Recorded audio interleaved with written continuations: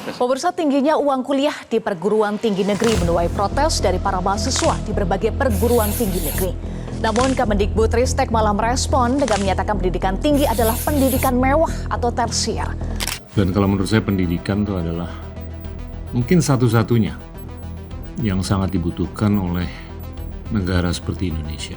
Nah, dalam konteks bilateral, mau nggak mau daya saing itu sangat-sangat dibutuhkan, dan kita hanya bisa meningkatkan daya saing itu kalau kita bisa meningkatkan kualitas pendidikan. Apple berinvestasi ke Indonesia senilai 1,6 triliun rupiah, tetapi investasi di Indonesia ini ternyata jauh lebih kecil ketimbang investasi yang dilakukan Apple di Vietnam. Apa yang harus dikejar, Pak, untuk di level itu, Pak? Apa yang membuat mereka begitu hebat? Yang paling mendasar tuh penguasaan bahasa. Di Asia Tenggara itu hanya 2 negara yang posisinya tuh di atas rata-rata dunia, yaitu Singapura dan Vietnam.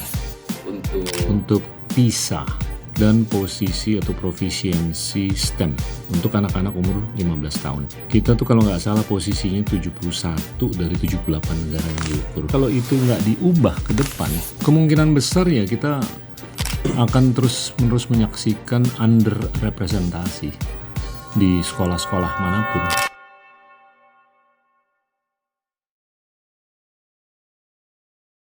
Terima kasih. Hai teman-teman, hari ini kita kedatangan tamu yang luar biasa, Pak Gita Wirjawan. Terima kasih Pak, di tengah kesibukannya di Kennedy School, ketemu profesor-profesor di sini.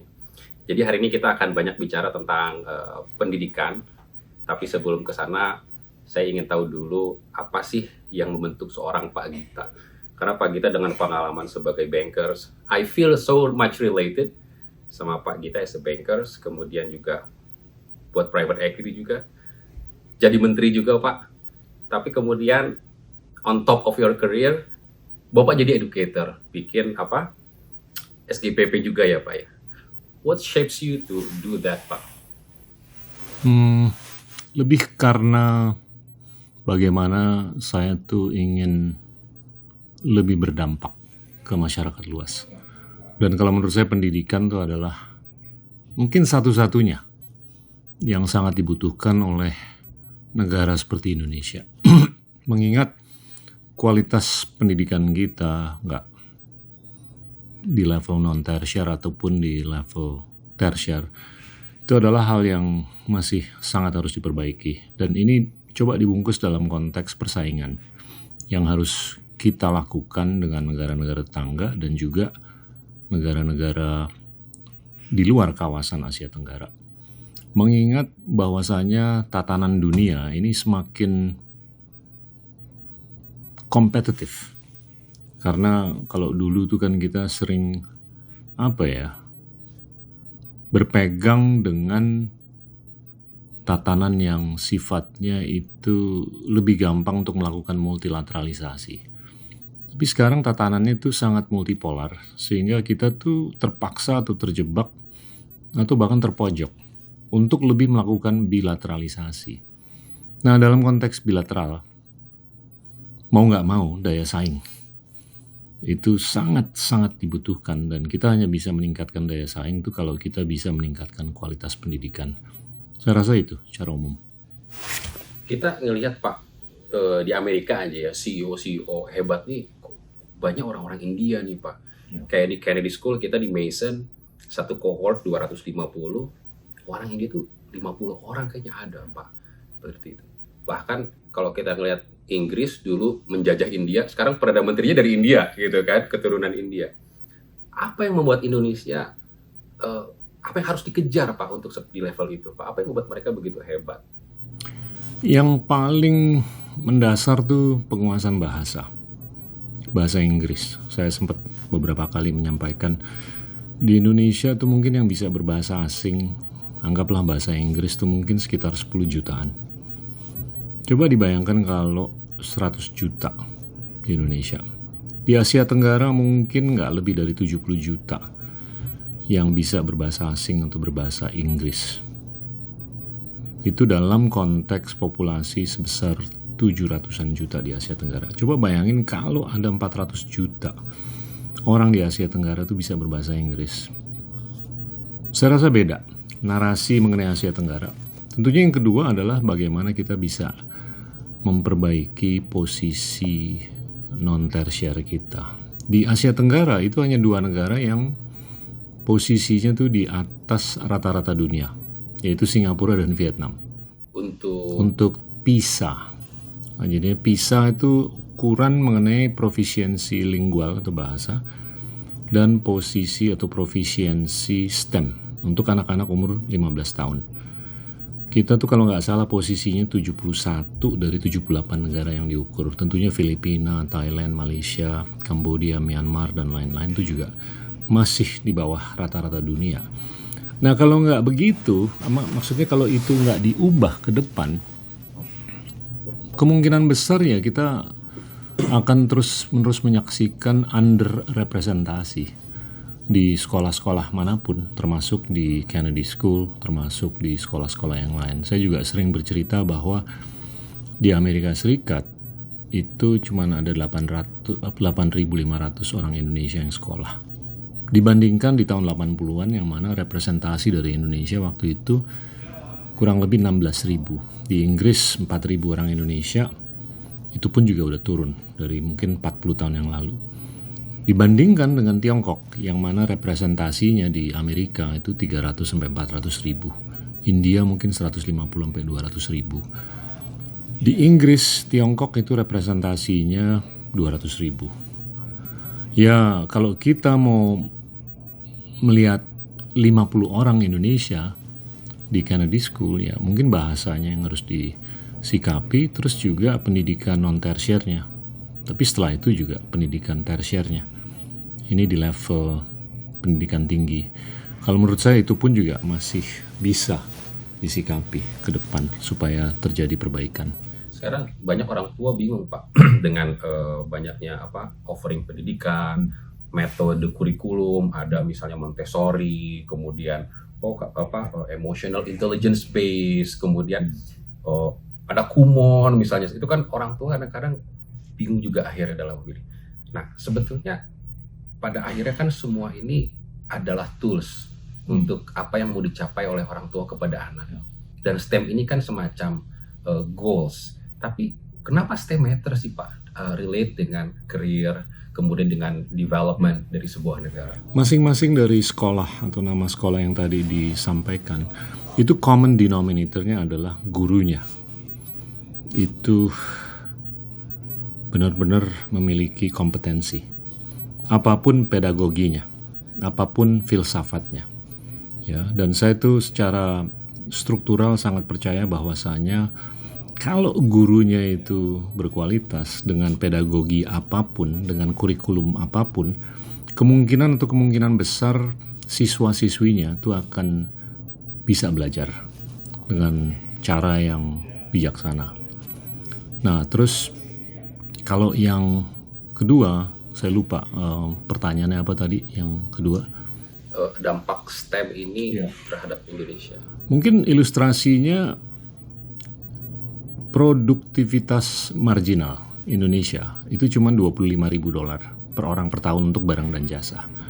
Dibandingkan produktivitas, jadi apa yang dihasilkan setiap orang itu. Kemampuan setiap orang atau rata-rata orang di Indonesia memproduksi barang dan jasa setahun itu cuma $25.000. Ini empiris, ada datanya di Bank Dunia, di publikasi-publikasi multilateral lainnya. Dibandingkan di Singapura sebesar $200.000 barang dan jasa untuk rata-rata orang Singapura. Ini kan negara tetangga yang sangat dekat, tapi kok mereka bisa jauh lebih produktif, 8 kali lipat daripada kita.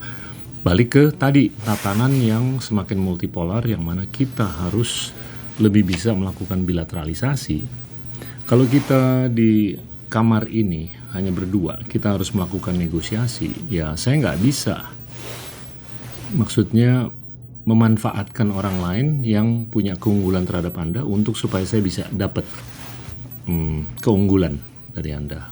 Itu kan yang dulu namanya multilateral. Kalau sekarang dengan bilateral, saya nggak bisa kemana-mana untuk minta bantuan. Kalau Anda bisa menjahit 10 baju dalam 1 jam, saya hanya bisa menjahit, anggaplah 2 baju dalam 1 jam. tentunya posisi kompetisi atau kompetitif Anda tuh jauh lebih tinggi daripada saya. Nah, satu-satunya cara untuk meningkatkan produktivitas itu adalah pengedepanan pengetahuan STEM atau teknologi.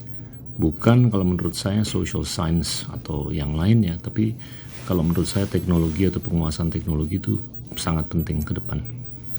Nah, berkaitan dengan guru juga Pak, saya punya share experience ketika awal-awal saya masuk ke Harvard. Jadi saya ngelihat mayoritas orang ini, teman-teman dari Indonesia, they know each other Pak. Sementara saya ngerasa kok saya sendirian. Akhirnya saya melihat ada pemerataan yang mungkin juga kurang. Dan bisa jadi juga itu dari guru juga. Mungkin interaksi antar guru and student di Jakarta dengan saya di Bandung juga berbeda gitu. Gimana isu pemerataan guru ini Pak? Karena besar sekali kan 280 juta penduduk kita. Nggak gampang. The short answer. Ya kan? Maksudnya gimana kita bisa meningkatkan jumlah guru yang merangkul standar yang sama dan kualitas yang sama, maksudnya tinggi kan. Ya, saya sih melihat mungkin dari sisi kompensasi itu juga harus dipikirkan. Swasta mungkin lebih mampu untuk mengkompensasi guru dengan kompensasi yang lebih tinggi daripada non swasta. Dua, kalau menurut saya pengseleksiannya itu juga harus nyata.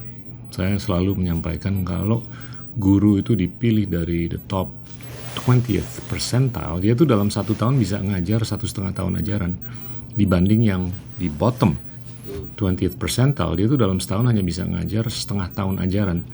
Jadi banyak sekali anak-anak adik-adik kita di Indonesia di daerah tuh mungkin sayangnya terekspos dengan guru yang mungkin datang dari the bottom 20th percentile, ya dia udah sekolah 14 tahun, mungkin di benaknya dia tuh hanya ada 7 tahun ajaran. Sulit untuk kita berharap dia bisa ke sekolah-sekolah terkemuka di Indonesia, apalagi di seluruh dunia. Nah ini kalau menurut saya harus ada kebijakan yang bulat. Bukan hanya dari pemerintah, tapi kalau menurut saya kita membutuhkan political culture atau budaya politik yang beda di rumah tangga, di sekolah, di kantor. Kalau Anda dan teman-teman lagi ngopi di kafe di mana, percakapannya itu benar-benar harus merujuk ke hal-hal yang sifatnya itu bisa membantu kita untuk merangkul budaya prinsip.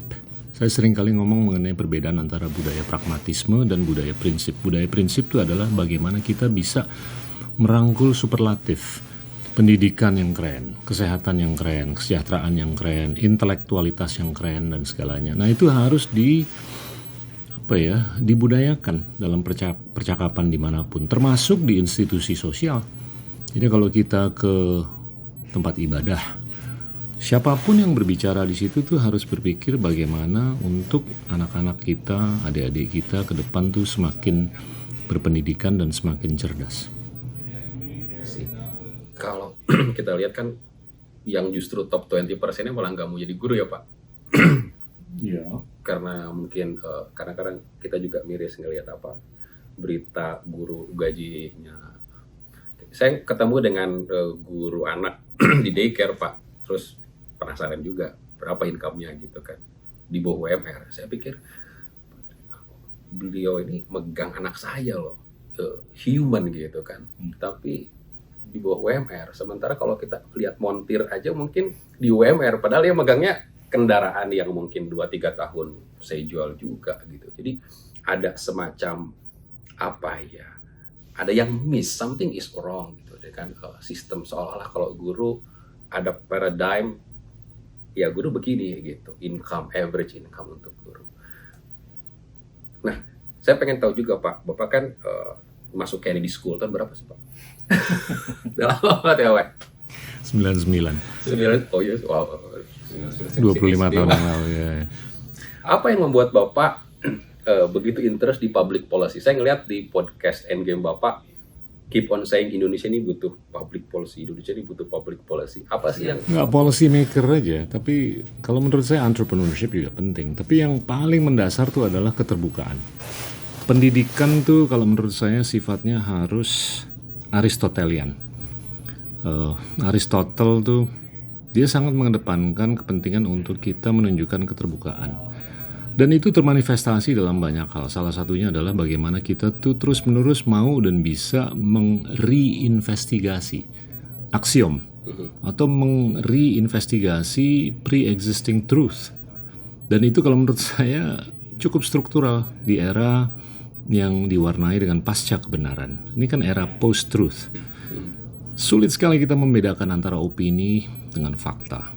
Nah, semakin kita mendidik anak-anak kita, adik-adik kita untuk lebih bisa menunjukkan keterbukaan, lebih bisa mereinvestigasi pre-existing truth atau pre-existing axiom, itu semakin keren kalau menurut saya kualitas pendidikan atau kecerdasan anak-anak dan adik-adik kita ke depan.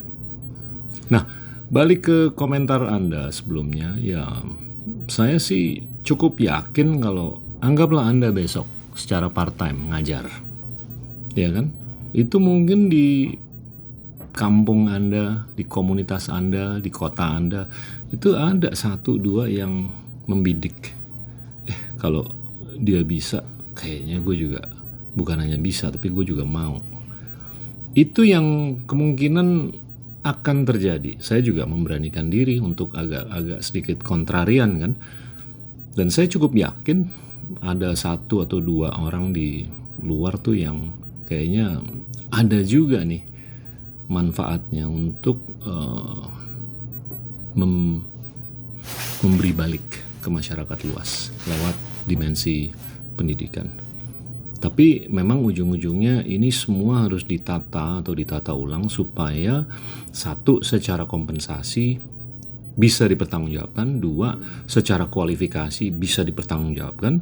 Nah, kalau dua-duanya itu terwujud, nggak ada alasan untuk kita menyaksikan budaya yang baru di mana social status seorang guru itu ada di tempat semestinya, yaitu yang tertinggi. Nah, di Korea Selatan status sosial seorang guru itu tinggi sekali. Kalau seorang guru balik ke kampung, dia cerita ke orang tuanya bahwa dia dapat tawaran dari Google, dapat tawaran dari McKinsey, tapi dia milih untuk jadi guru. Itu diselebrasi oleh rumah tangganya. Nah, kita belum sampai situ. kayak dokter gitu kali ya Pak ya? Absolutely. Jadinya itu dari situ aja kita udah bisa ngelihat kenapa negara seperti Korea Selatan tuh bisa maju. Bisa bikin Samsung, LG, Hyundai, dan lain-lain. Karena mereka tuh benar-benar memprioritaskan profesi guru, dan itu sangat bisa dipertanggungjawabkan secara kualitas dan juga secara kompensasi. Saya rasa ke depan itu orang-orang yang akan sukses sebagai entrepreneur atau pengusaha itu adalah orang-orang yang lebih berdampak terhadap isu-isu yang sifatnya berjangka panjang. Siapapun yang bisa berperan di situ, dia kalau menurut saya yang akan lebih berdampak dan lebih kelihatan termanifestasi dalam mungkin kesejahteraannya.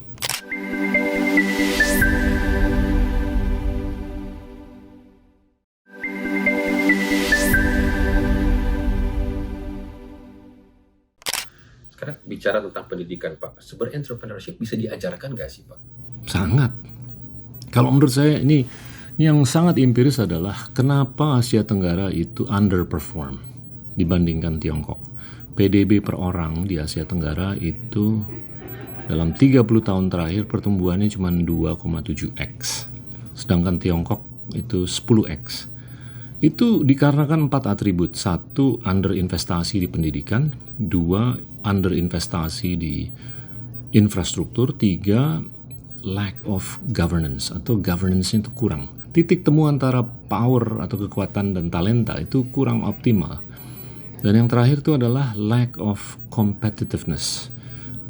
Kurangnya daya saing. Nah, ini secara empiris kalau kita lihat di Tiongkok itu mereka per 1000 orang dewasa mereka bisa mengeluarkan 10 izin usaha. Kalau di Indonesia itu namanya SIUP, ya kan? Di Singapura 9 per 1000 orang dewasa. Di Filipina dan di Indonesia 0,3. Ya kan? Nah, ini kalau menurut saya menggambarkan 3 hal. Satu, mungkin kurangnya fulus. Ya kan? Kalau kita lihat rasio uang beredar terhadap PDB kita itu cuma 45%. Negara maju itu di atas 150%, Singapura hampir 200%. Money supply M2. Kedua, bisa dibilang bureaucratic dead weight. Jadinya birokrasinya mungkin agak-agak nggak dengan velositas seperti yang kita saksikan di Tiongkok ataupun di Singapura.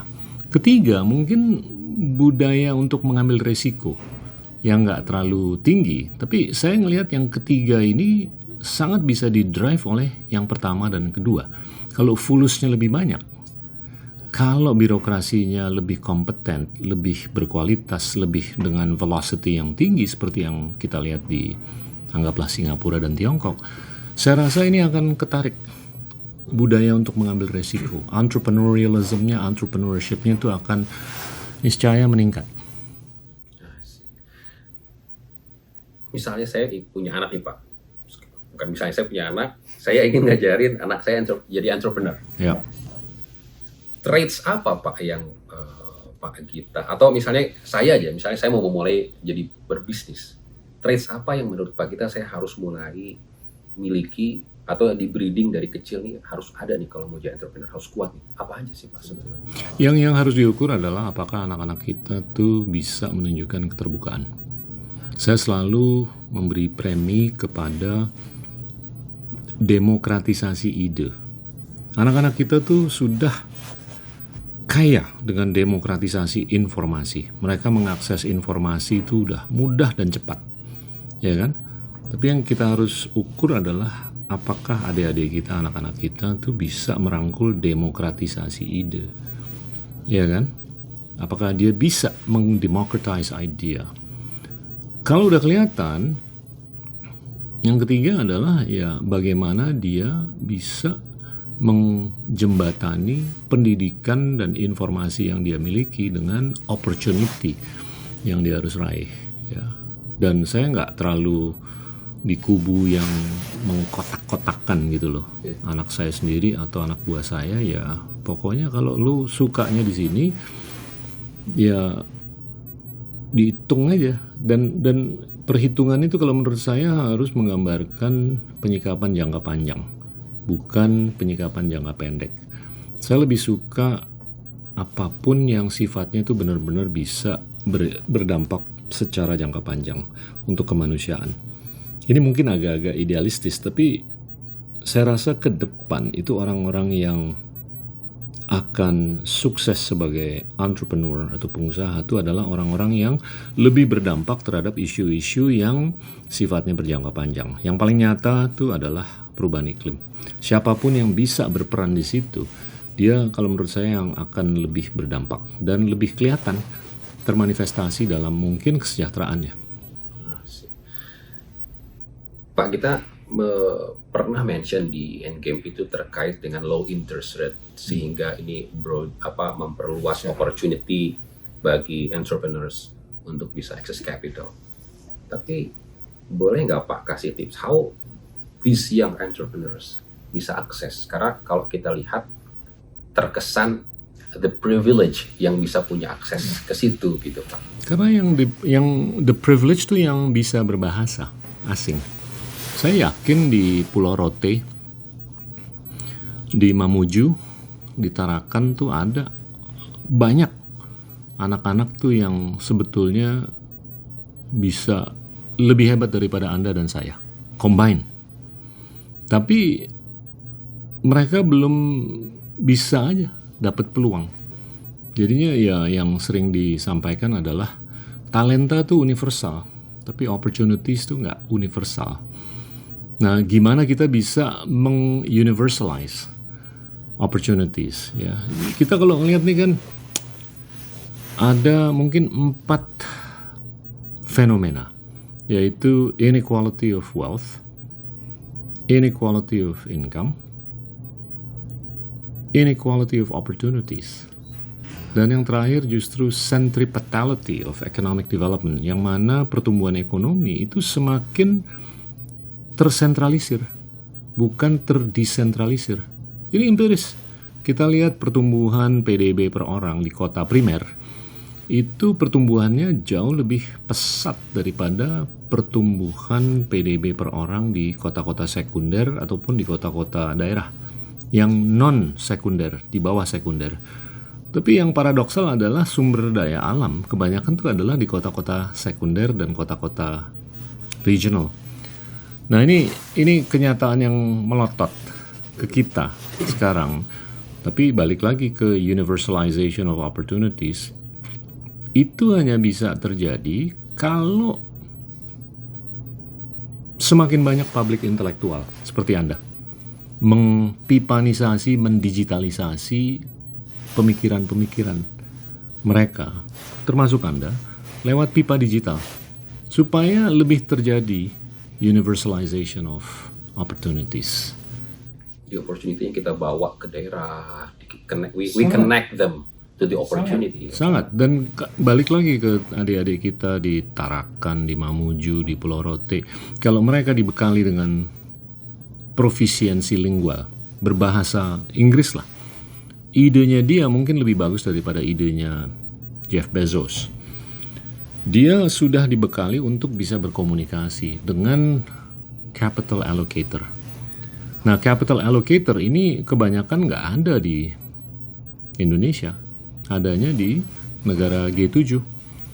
Karena mereka tuh diberkahi dengan modal yang luar biasa, besar sekali. Karena tentunya mereka sudah bisa melakukan pencetakan uang selama beberapa dekade, sedangkan kita tidak bisa melakukan hal-hal seperti itu.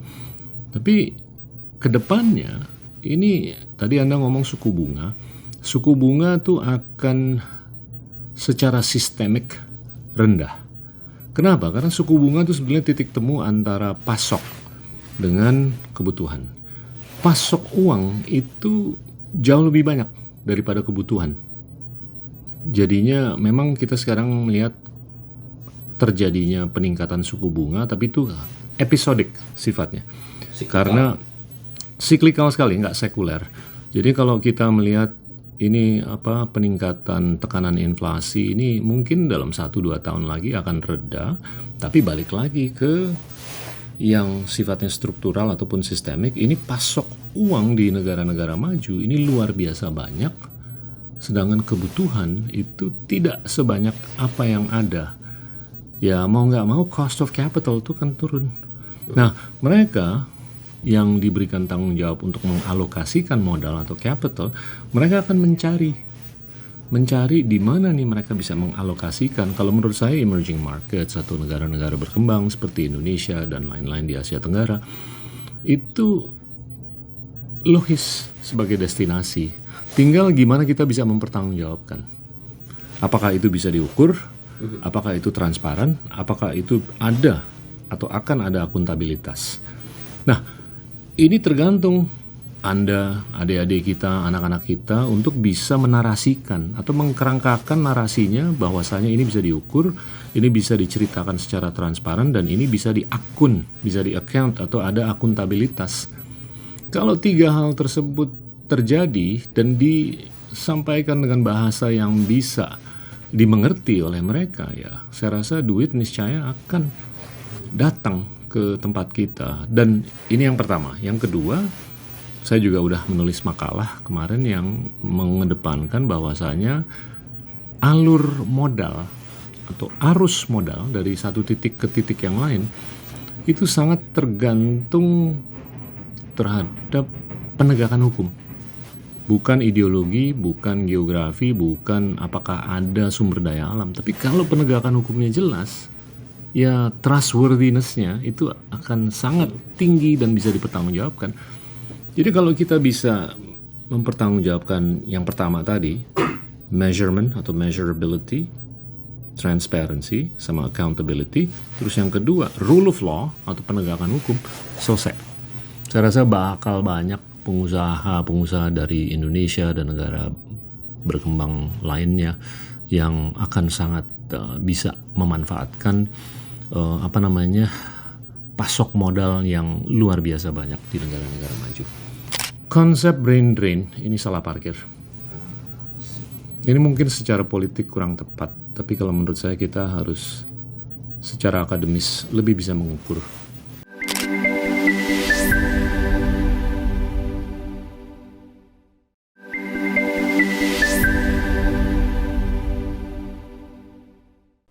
Saya pengalaman masuk ke Harvard itu Pak, saya pengen tahu juga mungkin Pak kita mengalami hal yang sama. Jadi 1-2 bulan pertama tuh tertekan sekali, bukan karena bukan karena ngejar pelajaran ya Pak, tapi sama peers, karena ada persepsi kita ini entah karena terjajah 3,5 abad gitu ya, ada inferiority complex, ada perasaan ngerasa saya jangan-jangan kesini cuman faktor beruntung aja, sehingga dalam diskursus dalam diskusi itu kita merasa kayaknya gagasan kita nggak bagus-bagus banget sebetulnya gitu. Jadi ada confidence level yang sangat rendah. Itu sebetulnya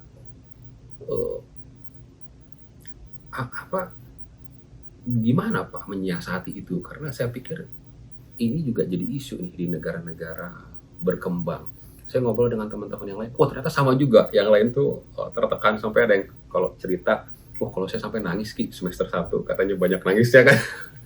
Tapi gimana overcoming fear dalam hal kompetisi gitu Pak?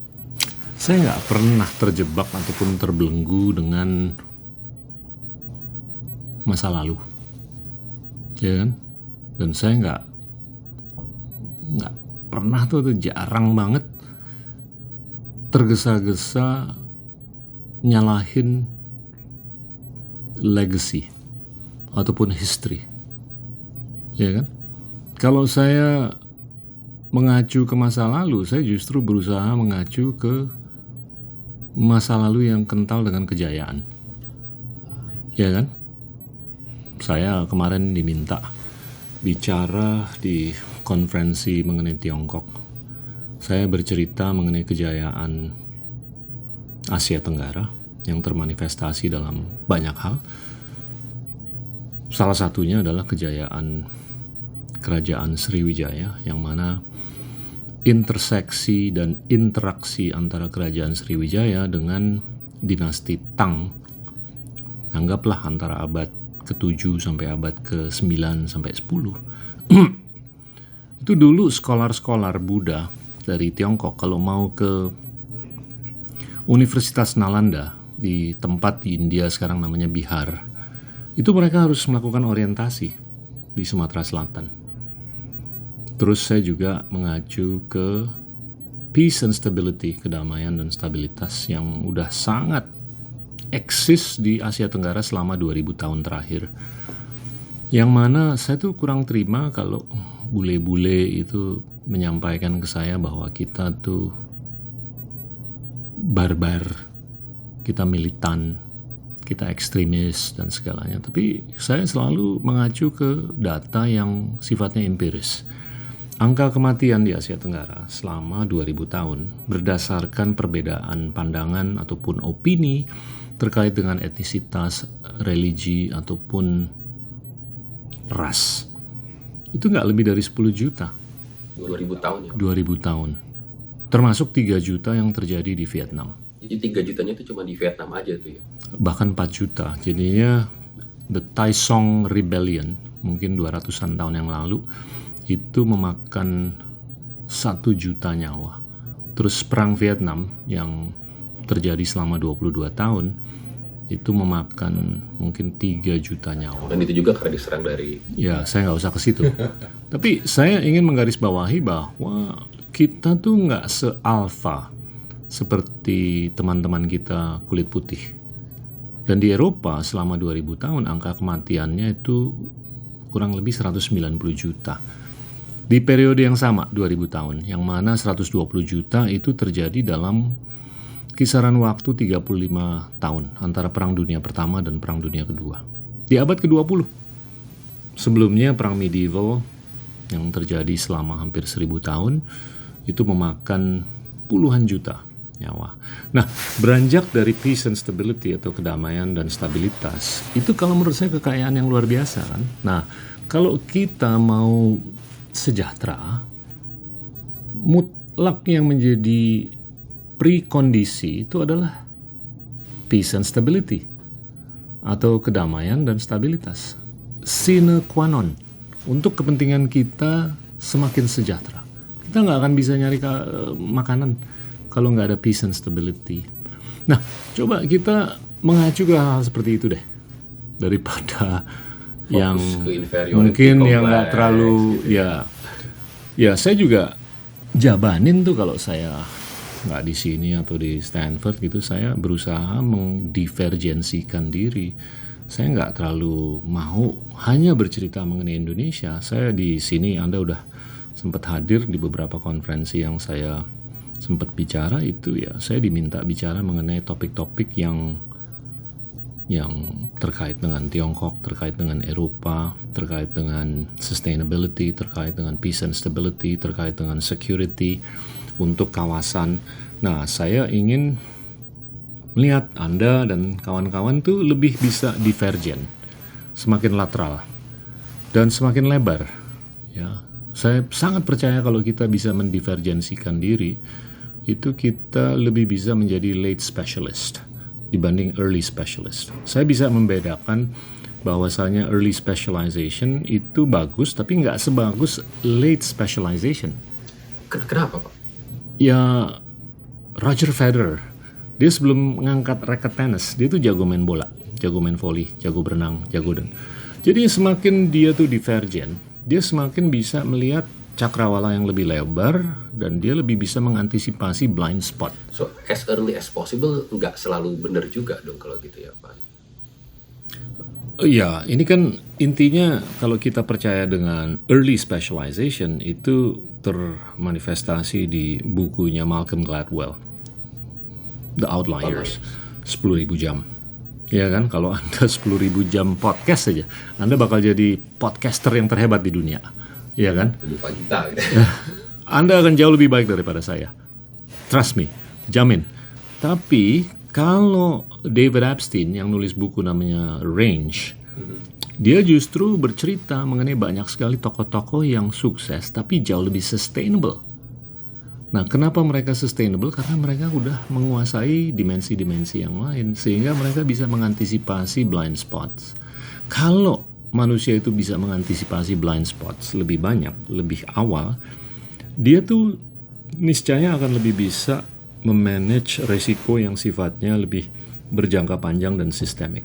Nah, ini balik lagi, kita tuh mau anak-anak kita menjadi entrepreneur yang bisa memanage risiko yang sifatnya sistemik atau non-sistemik, yang sifatnya jangka panjang atau jangka pendek. Saya sih lebih suka yang jangka panjang dan sistemik daripada non-sistemik dan jangka pendek. Ya kan? Bukan berarti dia nggak bisa sukses, tapi hampir selalu kesuksesannya itu episodik. Kalau dia hanya bisa mengelola atau memanage risiko yang sifatnya non-sistemik atau jangka pendek. Pak, talking about opportunity dan economic development, ini kemarin berita nih, Tim Cook Apple datang ke Indonesia, terus pengumuman investasi 1,7 triliun, terus kita sedih juga karena di Vietnam 256 triliun tuh Apple investasinya. Sebelumnya kita juga, saya yakin pemerintah udah all out attracting Tesla gitu kan ke kita. Terus kita kalah sama Thailand. Kenapa, Pak? What happened? Tadi saya udah cerita kan. Arus modal itu sangat berkorelasi dengan sejauh mana kita bisa mempertanggungjawabkan penegakan hukum. Ya kan? Persepsi ataupun substansi. Mungkin saja Tim Cook itu udah memiliki persepsi bahwa di Vietnam mungkin penegakan hukumnya lebih jelas. Dan yang kedua, yang tadi, measurability, transparency, dan accountability. Mungkin aja persepsinya di Apple atau di perusahaan manapun bahwasanya di Vietnam itu lebih bisa dipertanggungjawabkan. Mungkin ya. Tapi balik ke yang lebih awal lagi percakapan kita. CEO-nya Microsoft namanya Satya Nadella. CEO-nya Google namanya Sundar Pichai. Kalau Sundar Pichai, Satya Nadella itu diundang ke India, dia pasti akan berpikir mengenai investasi yang jumlahnya besar sekali dibanding kalau dia berkunjung ke negara lain. Nah, kalau CEO-nya Apple itu namanya Rahmat atau Bambang atau Budi, kemungkinan besar begitu dia tiba di Indonesia, sebelumnya tuh dia udah berpikir bagaimana untuk perusahaannya dia tuh bisa menggelontorkan modal yang jauh lebih besar. Jadinya bagaimana nih, gimana anak-anak Indonesia itu lebih bisa berkarir di kancah internasional, ya kan? Saya nggak terlalu percaya dengan konsep brain drain. Saya lebih merangkul konsep brain linkage atau brain circulation. Satya Nadella, dia sebetulnya begitu dia lulus di University of Wisconsin di Milwaukee, terus ke Chicago, dia bisa aja pulang ke India, tapi dia tetap di sini. Tapi saya yakin setiap hari dia selalu berpikir mengenai India. Setiap hari dia pasti komunikasi atau berpikir mengenai temennya, orang tuanya, tantenya, omnya, keponakannya di India. Jadi global representativeness matters banget ya Pak. Bukan itu aja, tapi kita harus bisa merangkul konsep net present value. Jadi setelah dia berpuluh-puluh tahun di Amerika Serikat dan dia sampai di puncak Everest-nya perusahaan yang nggak kecil, wisdom yang terakumulasi yang ada di dia itu bisa dicurahkan dalam konteks nilai ekonomi yang kalau ditarik secara present value itu tetap jauh lebih besar daripada kalau dia langsung pulang ke India. Daripada langsung pulang tuh. Absolutely. Dan kalau CEO-nya Microsoft namanya Bambang, CEO-nya Google namanya Rahmat, CEO-nya Apple namanya Asep, CEO-nya Intel namanya Komeng, saya cukup yakin bahwasanya berkah yang bisa dicurahkan oleh diaspora tersebut secara net present value itu akan jauh lebih besar. Jadinya konsep brain drain ini salah parkir. Ini mungkin secara politik kurang tepat, tapi kalau menurut saya kita harus secara akademis lebih bisa mengukur. Modernitas itu bisa diukur dengan berbagai cara, salah satunya adalah elektrifikasi. Indonesia tuh elektrifikasinya 1.300 kWh per orang. Kalau kita mau naik ke 6.000 dengan pembangunan per tahun hanya 3.000 megawatt dan yang sudah dibangun tuh 75.000 megawatt, kita butuh minimum 120 tahun.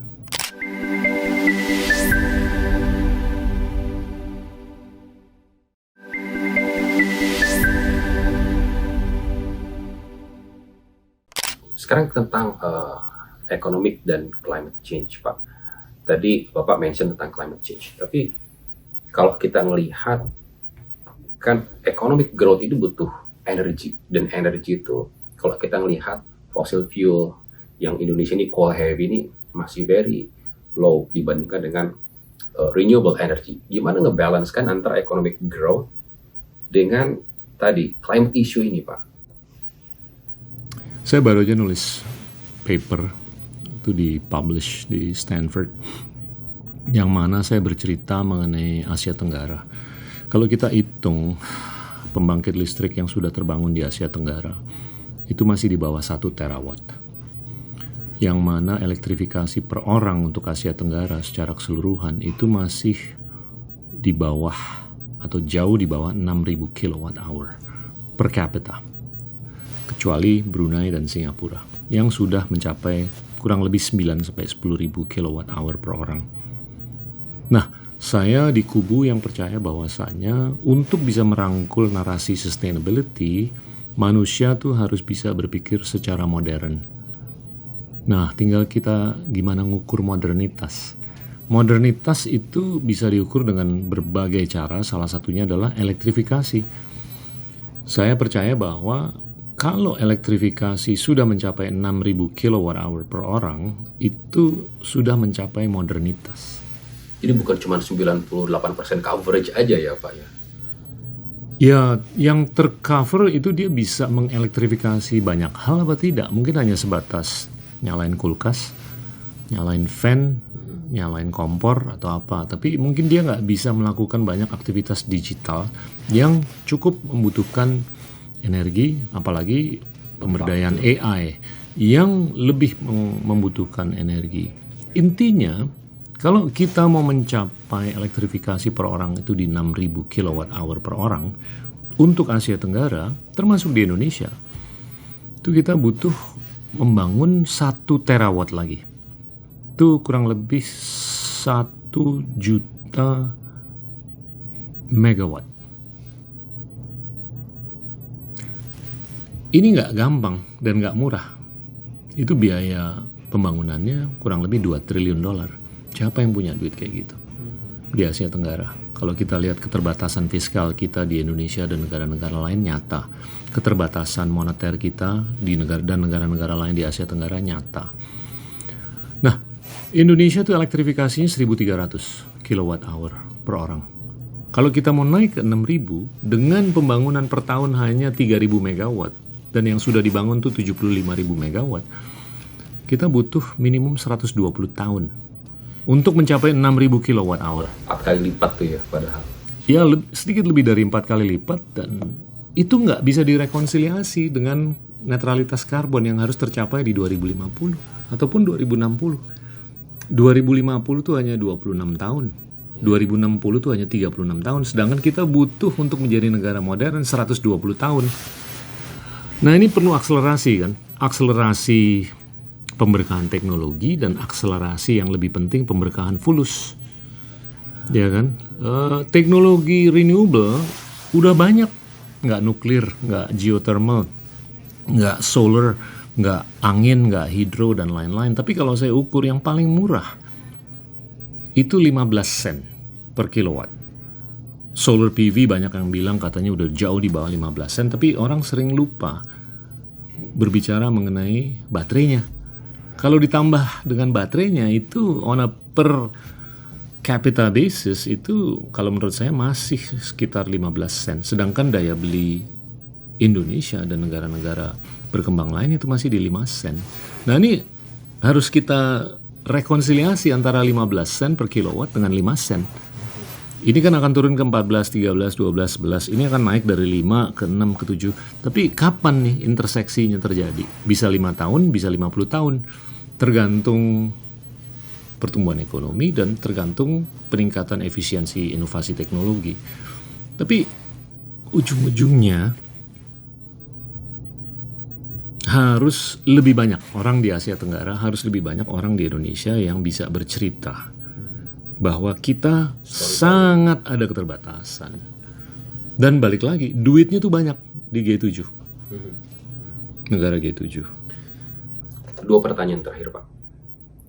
Apa pandangan Bapak dengan China, dengan Belt and Road-nya mereka, kemudian sekarang kan isu China debt trap, sementara di sisi lain tadi kita mention we need capital, sementara China can provide huge amount of capital buat negara kita misalnya. Belt and Road itu diumumin tahun 2013 untuk Asia Tenggara sejumlah 171 miliar dolar. Realisasinya setelah 11 tahun nggak lebih dari 20 miliar dolar. Yang mana 8,5 untuk kereta api cepat di Indonesia, 5,5 di Laos untuk pembangunan hydro, terus mungkin 4-5 di Kambodia untuk pembangunan hydro. Kalau menurut saya, percakapan yang kurang positif mengenai Belt and Road, anggaplah termasuk prospek terjadinya debt trap diplomacy, itu salah parkir. Mungkin untuk Laos ya, untuk Laos. Karena PDB-nya Laos itu 16 miliar dolar. Kalau exposure mereka 5,5 miliar dolar, itu sepertiga dari PDB kan. Tapi kalau Indonesia 8,5 miliar dolar, dalam konteks PDB 1,4 triliun, itu gampang ditelan. Ya kan, tinggal kita hitung aja nih. Utang secara keseluruhan berapa, debt service ratio-nya udah berapa, Dan rasio pengservisan utang terhadap APBN berapa? Nah, rasio pengservisan APBN itu udah naik kurang lebih ke 16%. Dulu di bawah 10%. Nah, itu kalau menurut saya sifatnya zero sum. Setiap kali ada increment peningkatan pengservisan utang terhadap APBN, itu berarti decrement untuk kepentingan kita meningkatkan gajinya perwira, gajinya polisi, gajinya PNS, dan membangun selokan, jembatan, dan jalanan. Ya kan? Nah, itu kalkulasi politik yang harus dilakukan ke depan. Tapi kalau menurut saya yang lebih menarik dan lebih kaya itu adalah pendekatan budaya. Saya nggak melihat adanya jumlah scholar dari Asia Tenggara yang cukup di Tiongkok. Saya nggak melihat adanya jumlah scholar dari Tiongkok yang cukup di Asia Tenggara. Kalau anggaplah ada 200.000 scholar dari Asia Tenggara yang sekolah di seluruh kampus di Tiongkok, dan ada 200.000 scholar dari Tiongkok yang sekolah di seluruh kampus di Asia Tenggara, saya rasa pembahasan, percakapan, diskusi ataupun diskursus mengenai apa yang sudah terjadi mengenai Belt and Road dan apa yang harus terjadi ke depan itu jauh lebih kaya dan jauh lebih positif dan konstruktif. Jadi sebetulnya pengukuran GDP per capita dalam hal fiscal space kita juga nggak bisa stand alone sebetulnya dalam mengukur debt dan fiscal space. 16% itu concerning nggak sih Pak dengan terhadap fiscal space? Gini, gitu? debt to GDP ratio kita udah naik dari 24% ke 39% dalam 9-10 tahun terakhir. Saya nggak terlalu peduli. Itu nggak terlalu concerning.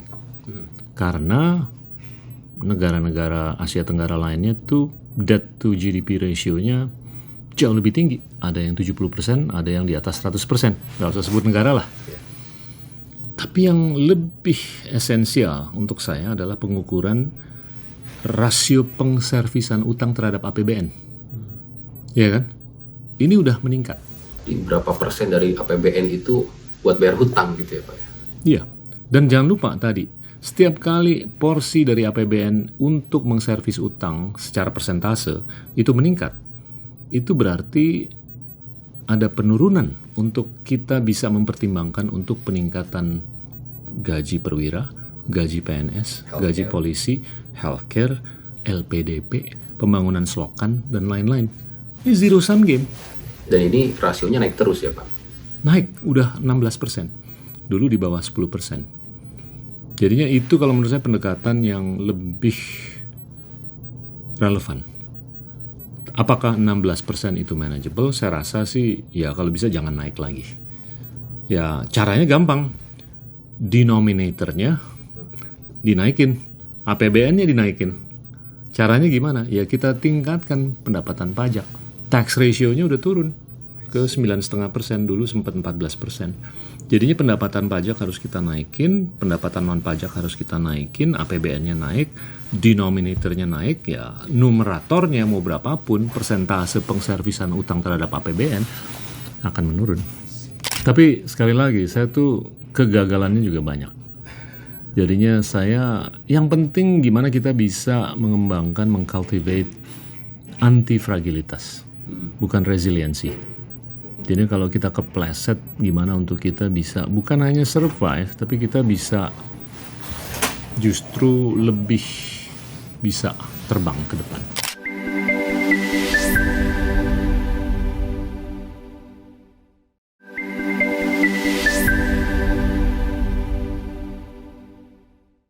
Terakhir Pak, karena kita bicara education, Pak Gita very successful in every fields yang anak-anak muda kita tuh cuma dream of gitu. Karena saya ketemu Pak Gita udah cerita 12-13 tahun yang lalu waktu Pak Gita ngasih masukan buat saya kalau kamu mau jadi banker coba ambil CFA gitu. Gimana anak-anak Pak Gita Pak? Mereka under pressure nggak? How you manage their pressure? Karena pasti inherently saya kebayang kalau saya jadi anaknya Pak Gita kayaknya saya tertekan banget gitu. Saya kalau di meja makan itu nggak banyak ngomong. Yang saya pastikan itu adalah istri dan anak-anak saya yang mendominasi percakapan. Seperti Endgame lah. Saya juga nggak banyak ngomong. ya kan? Padahal Anda tahu saya suka ngomong kan. Jadi Anda coba bayangin deh betapa sulitnya kalau saya lagi melakukan endgame.